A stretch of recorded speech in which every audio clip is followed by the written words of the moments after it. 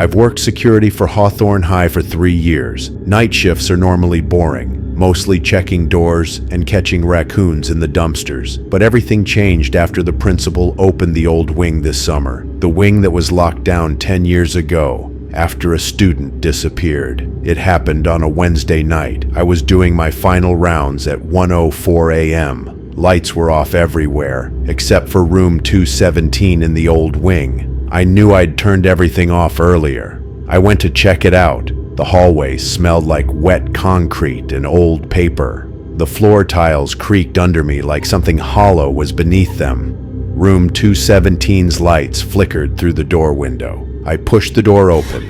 The overhead projector was on, casting a dusty blue glow on the wall. A math worksheet was displayed, but someone had written over it in red marker, "Sit down and don't turn around." I turned off the projector. Instant silence. Then chalk dragged across the blackboard behind me. I spun around.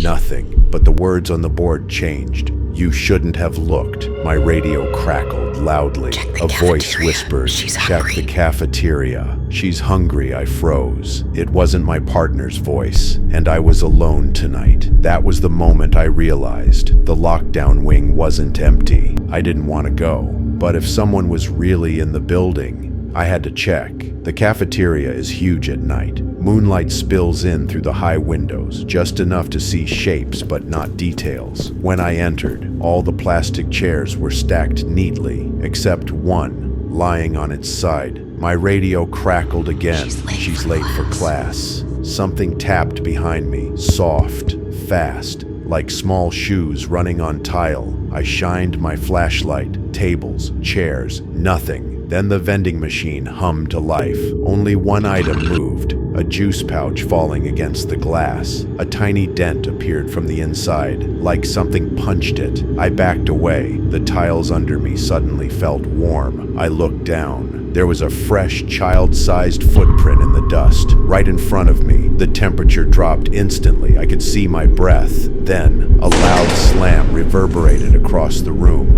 Every locker in the nearby hall smashed shut at once. I ran. I shouldn't have, because running only makes her follow. My last mistake was going into the auditorium. I was trying to reach the office to call for backup, but the hall was blocked by a cleaning cart. Only way around was through the dark auditorium. I stepped inside. The air smelled burnt, like old wires. The stage curtain swayed even though there was no draft. Suddenly, the stage lights turned on in sections. Click, click, click, until every light was blinding white. The speakers crackled. A girl's voice echoed from the ceiling. "You're not supposed to be here." The stage curtain opened by itself. On the back wall were taped missing posters, all of the same girl, all with the same name crossed out in marker. "She's still here." Music began playing, piano keys smashing violently. The curtains behind me slammed shut. I turned toward the exit, and every seat in the auditorium flipped forward like something unseen rose from them. Lights cut. Darkness swallowed me. A hand brushed the back of my neck, a whisper against my ear. "Don't turn around."